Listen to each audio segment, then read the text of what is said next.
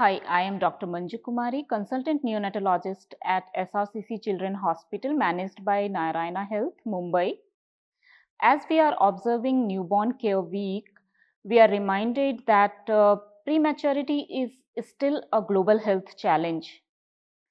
Approximately 15 million babies worldwide are born too soon. How we define prematurity? Prematurity is defined as birth which happens before 37 weeks of gestation. It is not a single entity but a spectrum. At one end of the spectrum, there are late preterm newborn who are born after 34 weeks but before 37 weeks of gestation. At the other end of the spectrum, there are extremely premature babies who are born at less than 28 weeks of gestation. Based on the immaturity of their organ systems, they face unique challenges. The most common challenge that we face in our NICU are respiratory difficulty known as respiratory distress syndrome due to the immaturity of their lungs. Sometimes these babies might require ventilatory care or surfactant administration. If their heart is immature, then they might require the cardiac support. If their brain vessels are immature, they are at increased risk of the intraventricular hemorrhage, also known as brain hemorrhage. Similarly, in the whole course of their NICU journey, they might face many challenges like apnea of prematurity, anemia of prematurity. Sometimes their bones are very weak.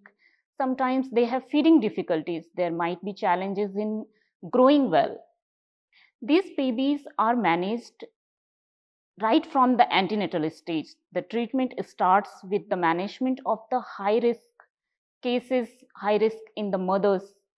And over the last few decades, antenatal steroids have improved the outcome dramatically. When these babies are born premature, they are cared in NICU to tackle the challenges as we discussed earlier. Their care continues even beyond the wall of NICU because in long term, they are at risk of chronic health conditions like chronic lung diseases or sometimes the neurodevelopmental impairment. So we need to understand that for management of these babies, we require good antenatal care, neonatal expertise, expert and evidence-based strategies, multidisciplinary care, and not to forget strong family support. We need to understand that we are helping these babies in the not only in the fight to survive, but also we help them to achieve the optimum neurodevelopmental outcome by providing the developmentally supportive care.